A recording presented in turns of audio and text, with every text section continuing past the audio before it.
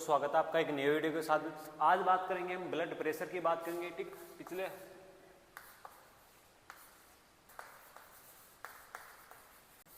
जिसे शॉर्ट में आप बोलते हो बीपी बोलते हो। ठीक है, ब्लड प्रेशर क्या होता है, ठीक है, इनको कौन से फैक्टर वो अफेक्ट करते हैं, ब्लड प्रेशर नॉर्मल रेंज कितना होता है, इन चीज़ की बात करेंगे। तो सबसे पहले ब्लड प्रेशर आपका क्या होता है, ठीक है, वो चीज़ देखते हैं भाई। देखो आपका ब्लड प्रेशर है वो क्या है, ठीक है, ब्लड के द्वारा ब्लड वेसल्स की वॉल के ऊपर जो डाला गया फोर्स है, दबाव है, वही क्या आपका ब्लड प्रेशर है। देखो ये कोई आपकी ब्लड वेसल्स है, ठीक है, इसके अंदर क्या फ्लो होगा भाई, ब्लड फ्लो होगा। ठीक है, तो ये ब्लड इस वॉल, इस जो ब्लड वेसल्स की वॉल है, दीवार है, इसके ऊपर कुछ ना कुछ प्रेशर लगाएगा, जो दबाव लगाएगा वही क्या आपका ब्लड प्रेशर है। ठीक है, सामान्य भाषा में बोलूं तो ब्लड के द्वारा, रक्त के द्वारा रक्त वाहिनियों के ऊपर डाला गया दबाव क्या कहलाएगा भाई, आपका रक्त दाब कहलाएगा। ठीक है, सेम चीज आपका जो कोई पाइप है, ठीक है, पाइप के अंदर से पानी फ्लो हो रहा है, ठीक है, पानी बह रहा है, यदि पानी का प्रेशर हो ज्यादा है तो कई बार पाइप रप्चर हो जाता है, फट जाता है। ठीक है, तो वो कैसे हुआ, पानी है वो पाइप के ऊपर कुछ ना कुछ दबाव लगा रहा है तभी तो हुआ। ठीक है, तभी तो पानी बाहर आया। ठीक है, वैसे ही ये चीज है, ब्लड है जो ये ब्लड वेसल्स वो पाइप की तरह समझ लो, और इसके अंदर फ्लो हो रहा है वो आपका ब्लड मान लो पानी की जगह। तो ये जो ब्लड है कुछ ना कुछ तो इस दीवार पर, इस ब्लड वेसल्स की जो दीवार बनी है वॉल है, इसके ऊपर प्रेशर लगाता है। ठीक है, जो प्रेशर लगाता है वही क्या आपका ब्लड प्रेशर है। ठीक है, जो दबाव लगा रहा है ब्लड की वेसल्स के ऊपर वही क्या आपका ब्लड प्रेशर है। ठीक है, बात करता हूं आपका जो नॉर्मल ब्लड प्रेशर होता है वो होता है 120/80 mm ऑफ Hg। ठीक है, नॉर्मली बात करूं तो ठीक है, इसके अंदर में दो डाटा था आपका, ये वाला होता है सिस्टोलिक, ये होता है डायसिस्टोलिक। ठीक है, ये इसका यूनिट हो गया। ठीक है, ये तो आपका कौन सा होता है भाई, सिस्टोलिक, ये होता है आपका डायसिस्टोलिक। ठीक है, अब बात करते हैं सिस्टोलिक ब्लड प्रेशर कब बनता है आपका। सिस्टोलिक ब्लड प्रेशर जब बनता है जब आपका हार्ट का वेंट्रिकल्स कॉन्ट्रैक्ट होगा। जैसे हार्ट का वेंट्रिकल्स कॉन्ट्रैक्ट होते हैं तो ब्लड को पुश करेंगे प्रेशर के साथ में, जब कॉन्ट्रैक्शन के साथ में जो पुश हुआ ब्लड, जो प्रेशर बना वो हुआ आपका सिस्टोलिक। ठीक है, और जब आपका हार्ट रेस्टिंग फेज में जाता है, डायसिस्टोल होता है, तब प्रेशर बनता है, वो होता है आपका डायसिस्टोलिक ब्लड प्रेशर। ठीक है, नेक्स्ट बात करता हूँ, ये जो ब्लड प्रेशर है ये नॉर्मल वैल्यू के अंदर रहना एक इंपॉर्टेंट काम, अदरवाइज नहीं रहेगा, ये हाई या लो हो जाएगा तो अपनी हेल्थ पर डायरेक्ट अफेक्ट डालेगा।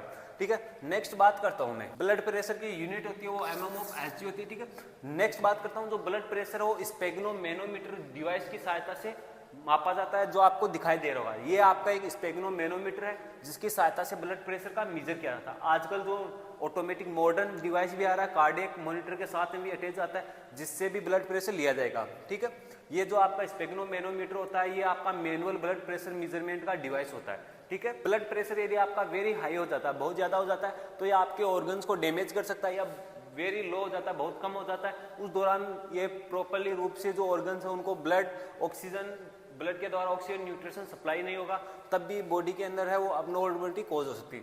फिर मैं बात कर लेता हूँ आपका, जो आपका ये भी मैंने नॉर्मल ब्लड प्रेशर बताया, ठीक है, सिस्टोलिक और डायसिस्टोलिक बताया, इसको हम किलो पास्कल के रूप में भी लिखते हैं। तो किलो पास्कल के अंदर आपका सिस्टोलिक कब बना था भाई, जैसे हार्ट के अंदर कॉन्ट्रैक्शन हुआ। ठीक है, जैसे कॉन्ट्रैक्शन हुआ तो जो कॉन्ट्रैक्शन के दौरान जो प्रेशर जनरेट होता है वो आपका सिस्टोलिक कहलाता है। ठीक है, जिसको हम कितना लिया भाई, नॉर्मल के अंदर 120 लिया। ठीक है, यदि इसको किलो पास्कल में लोगे, यदि mm ऑफ Hg के अंदर लोगे तो 120 होगा, यदि किलो पास्कल के अंदर लोगे तो ये होगा 16 किलो पास्कल। ठीक है, ये आपका सिस्टोलिक है, और यदि डायसिस्टोलिक लोगे तो आपका होगा 11 किलो पास्कल। ठीक है, तो आपकी जो बीपी है आप उसे ऐसे भी लिख सकते हो भाई, 120/80 mm ऑफ Hg, या आप इसे ऐसे भी लिख सकते हो 16-11 किलो पास्कल। ठीक है, नेक्स्ट बात करता हूं, एक यहां पर एक चीज और बता देता हूं आपको, पल्स प्रेशर। पल्स प्रेशर क्या होता है भाई, पल्स प्रेशर होता है आपका difference between systolic and diastolic pressure.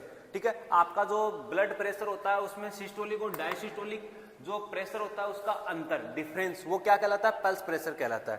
तो क्या कहलाएगा भाई, ये आपका डिफरेंस देखो भाई, systolic BP minus diastolic BP. ठीक है, आपका सिस्टोलिक बीपी कितना होता है भाई, 120। ठीक है, और डायसिस्टोलिक 80। ठीक है, mm ऑफ Hg माइनस करोगे तो कितना आएगा, 40 mm of Hg।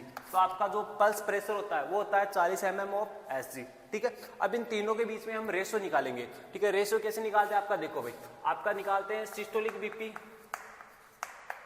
Ratio diastolic BP ratio आपका पल्स प्रेशर। ठीक है, इन तीनों का हम रेशियो निकालेंगे तो आपका रेशियो आएगा 3:2:1। ठीक है, वो देखो कैसे आएगा, देखो सिस्टोलिक बीपी कितनी है आपकी 120। ठीक है, डायसिस्टोलिक कितनी है 80, और अभी पल्स प्रेशर भी निकाला कितना है भाई 40। किससे गया भाई 0 0 गए, 4 से कट रहे भाई। ठीक है, 4 से काटा 3 2 और 1, तो आपका जो रेशियो आएगा किस किस में, सिस्टोलिक डायसिस्टोलिक और पल्स प्रेशर का जो रेशियो होता है वो 3:2:1 होता है। ठीक है, ये आपका कंपटीशन में पूछा हुआ है, ध्यान रखना है इसको। नेक्स्ट बात कर ले, नॉर्मल पल्स बीपी की बात कर ली। अब मैं बात करता हूँ कि आपका ब्लड प्रेशर कम हो जाता है या ज्यादा हो जाता है। ठीक है, जैसे आप गाँव में बोलते हो लो बीपी हाई बीपी। ठीक है,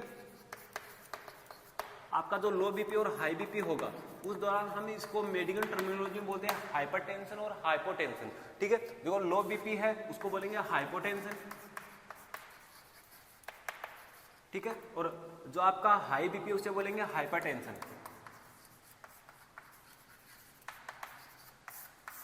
ठीक है, यहां पर टर्म यूज करेंगे। यदि आपका ब्लड प्रेशर है 140/80 mm ऑफ Hg से ज्यादा हो जाता है, ठीक है, इंक्रीज हो जाता है 140/80 mm ऑफ Hg से यदि ब्लड प्रेशर बढ़ जाता है तो उसे बोलेंगे हाइपरटेंशन। ठीक है, और यदि आपका बीपी है वो आपका 170 mm ऑफ Hg से लो हो जाता है, उस कंडीशन में बोलेंगे आप हाइपोटेंशन। ठीक है, अब बात करेंगे आपकी जो ये हाइपोटेंशन हाइपरटेंशन है, इससे पहले बात कर लेता हूं मैं आपकी ब्लड वेसल्स की स्ट्रक्चर की बात की थी हमने पीछे।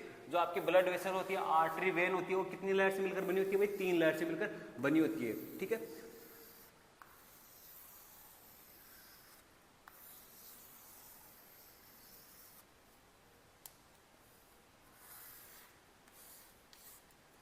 जो आउटर लेयर होती है, मिडल लेयर होती है और इनर मोस्ट लेयर होती है।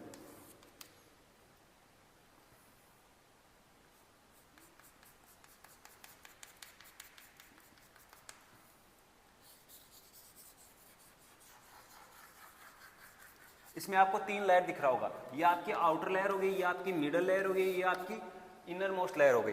ठीक है, जो आपकी आउटर लेयर होती है वो होती है ट्यूनिका एडवेंटिटिया। ठीक है, जो आपकी मिडल लेयर होती है वो होती है ट्यूनिका मीडिया। जो आपकी इनर मोस्ट होती है ट्यूनिका इंटीमा। ठीक है, ये 3 लेयर है। तो हम बात करेंगे जो ट्यूनिका एडवेंटिटिया होती है वो फाइबर टिश्यू से मिलकर बनी होती है। ठीक है, जो आपकी आउटर लेयर होती है वो फाइबर टिश्यू से मिलकर बनी होती है। जो मिडल लेयर होती है वो इलास्टिक टिश्यू और स्मूथ मसल से मिलकर बनी होती है। किससे बनी होती है भाई, इलास्टिक और स्मूथ मसल से। और इंटर मोस्ट जो इनर मोस्ट है वो आपकी फ्लैट एपिथेलियम से मिलकर बनी होती है। ठीक है, ये टिश्यू से मिलकर तो बात करते हैं मिडल लेयर की। मिडल लेयर के अंदर क्या है भाई, इलास्टिक टिश्यू है जो लचीलापन देता है, ब्लड वेसल्स को लचीलापन है। यदि ब्लड प्रेशर हाई हो रहा है से ये लचीलापन आ जाएगा, यदि ब्लड प्रेशर बढ़ रहा है तो आपकी जो सबसे ज्यादा इलास्टिसिटी होगी वो होगी आर्च ऑफ अरोटा के अंदर। ठीक है, क्योंकि यहीं पर प्रेशर सबसे ज्यादा बनेगा। ठीक है, ये आपका हार्ट है, यहाँ से कॉन्ट्रैक्ट हुआ तो जैसे आर्च ऑफ अरोटा में गया तो प्रेशर सबसे ज्यादा यहाँ, तो आपका आर्च ऑफ अरोटा इसके अंदर इलास्टिसिटी का गुण ज्यादा है। नेक्स्ट बात करते हैं factor affecting of BP.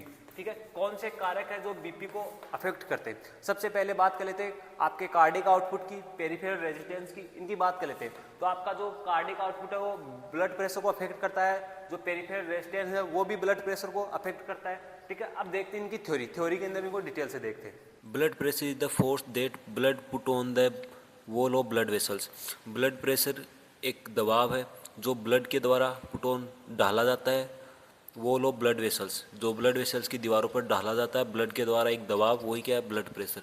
Next, keeping BP with in a normal range is very important.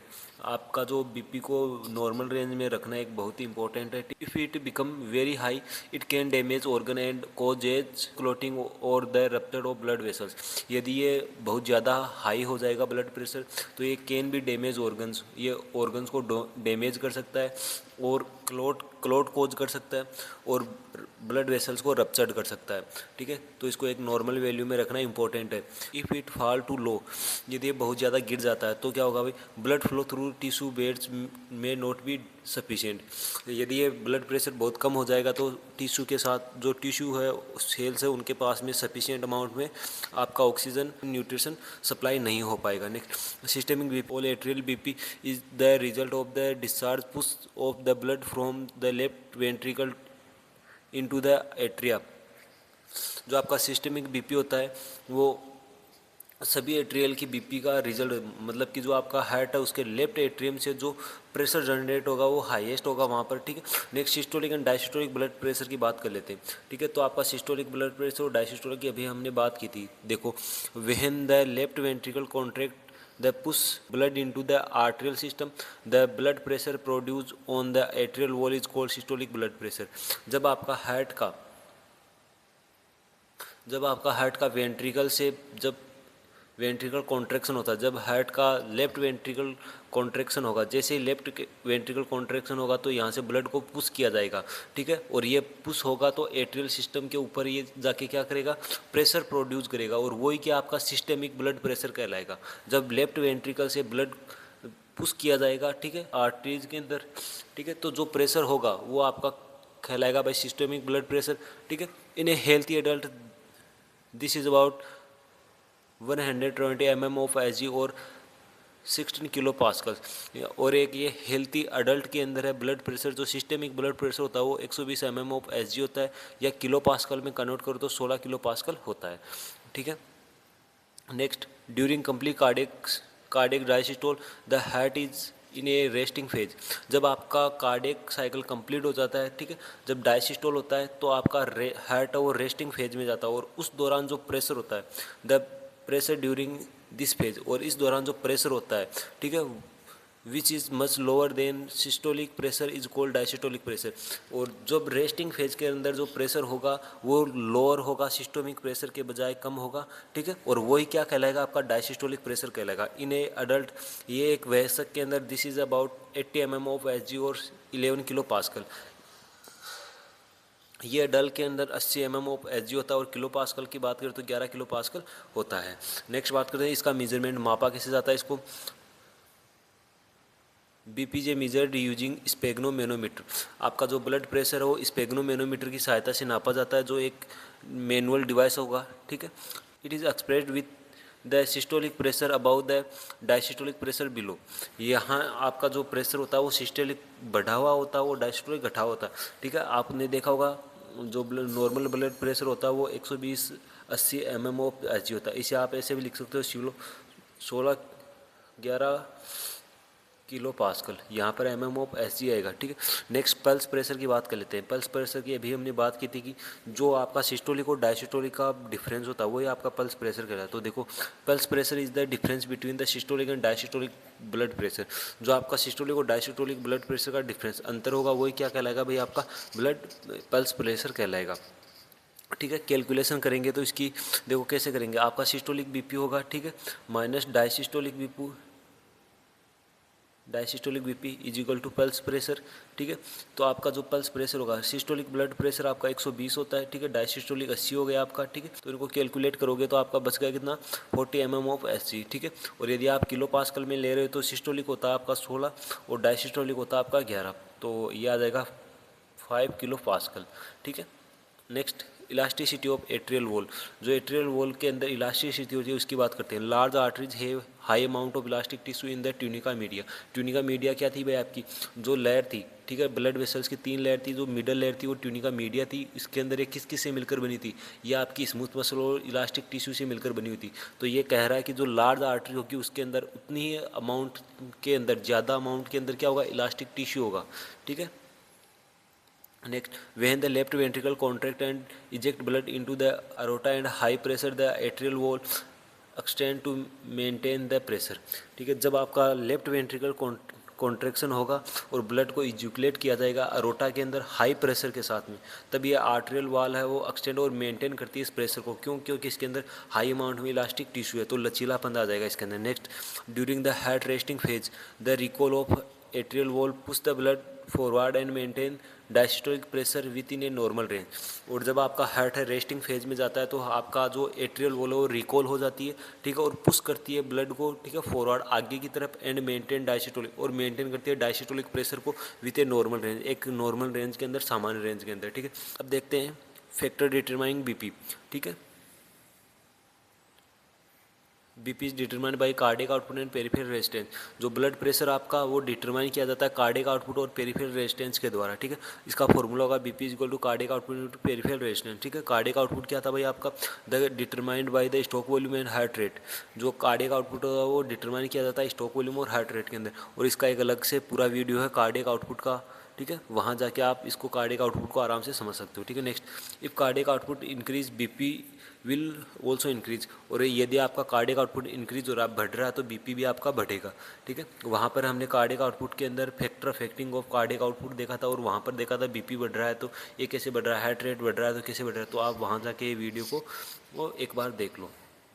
Next, peripheral resistance, this is the affected by the contraction and dilation of arteries which occur due to stimulation by nerve और circulatory chemicals, ठीक है। ये जो आपका peripheral resistance होता है वो affect करता है कॉन्ट्रैक्शन और डायलेशन, आर्टरी के अंदर जो कॉन्ट्रैक्शन और डायलेशन होता है उसकी वजह से ये अफेक्ट होता है, प्रभावित होता है। Which occur due to stimulation by nerve और सर्कुलेटरी सिस्टम, और ये अक्कर होता है स्टिमुलेटरी नर्व सिस्टम की वजह और अपनी जो सर्कुलेटरी केमिकल्स है, ब्लड के अंदर फ्लो होते हैं केमिकल्स, उनकी वजह से, ठीक है। वेसो कॉन्ट्रैक्शन होता है आपका भाई ब्लड वेसल्स है वो उनके अंदर कॉन्ट्रैक्शन हो जाए, ठीक है, मतलब कि ये कॉन्ट्रैक्ट हो जाएगी, ठीक है।